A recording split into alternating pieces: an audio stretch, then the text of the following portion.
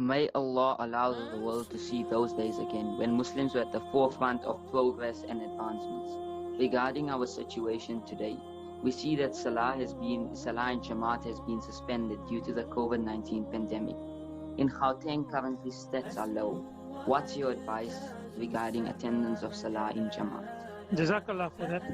We all know that in March and April there was a lockdown that was introduced not only in South Africa, in many parts of the world.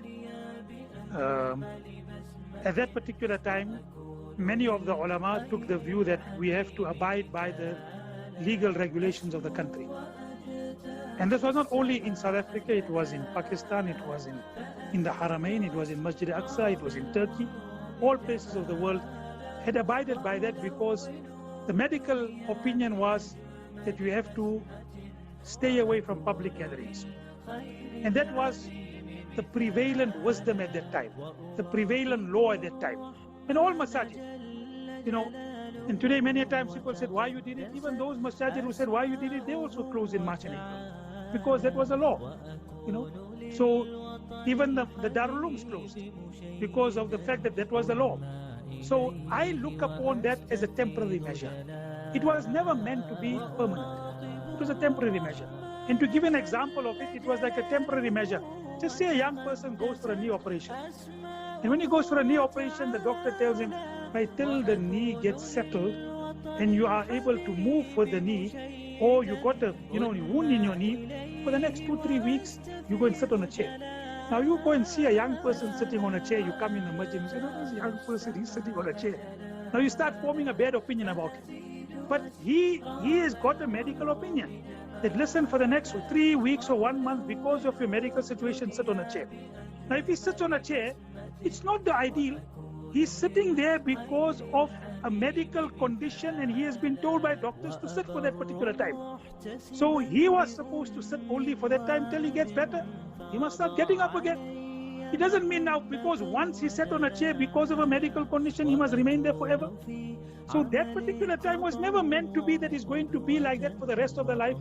It was meant for a specific time. Then you had level 4, level 3 as the masajid, according to the law and according to the situation with regard to what they call risk adjusted strategy. Then people were told to come into places of congregation with taking into account the precaution needed to be in public gatherings. So then we are supposed to come according to that. And one is the same, that we can go everywhere else. Why can't we come to the masjid? Obviously, if you feel that you need to take precaution, most of the masajid have got those particular accommodation made for people to have the precaution. In the masjid in which I am, there is a place where there is place for those who want to make social distance. Those who don't want to make it, they're also allowed. So we have from the Jama'ah that said by accommodate both views. But we do tell people that listen, this pandemic is a reality. And we must not become complacent. Look at the complacency, what has happened, that the numbers went down. It was up till 300-400. I remember used to see 200 infections a day. And it's just Alhamdulillah, Allah's fazl and grace. But what actually happens, people don't take precaution. We are human beings, we don't like to be regulated. That's the reality. Huh? No, we don't like to be regulated. If there is no speed trap, we'll go 160. But if we know there's a camera there, we'll go 120. Right? That's the reality. So when there is no regulation, then people take advantage of the situation. There is no regulation, let us take. At the end of the day, you have to look at your own self, and not only for your own self. Maybe there are elderly parents living with you. Take the precaution. Go to the masjid, take the precaution. And that's what the Jama'ah has been saying. Take the precaution, go to the masjid. Don't now say, I'm not going to the masjid, but yet you will go to an invitation in which there are 200 people. And when you say, no, I can't come to the masjid. No, the masjid is the spiritual centers. It was the time, and that particular situation was upon everyone. There was no masjid in whole South Africa that was open completely the way it was. No matter what people say, and they make great amount of claims, no masjid was open. People were worried that the law will come down upon them. And there were instances with regard to it. Darul Ulooms closed, masjids closed because of that was a prevalent law, or that was the prevalent environment at that time. Now with the coming into level 1, and now with people coming back into we say, let's come back to masjid. At the end of the day, it's the ideal. Just remember what I said, example of a person who was told by the doctor to remain, and he was told that sit. because you got a medical condition, it's for that particular temporary time.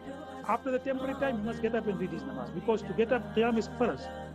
It's not nafil, it's farz. So when you are told to do it, you do it. But after that, you come back to the masjid. So people should start coming back to the masjid, because the masjid has many, many benefits, some of which I have already elaborated on.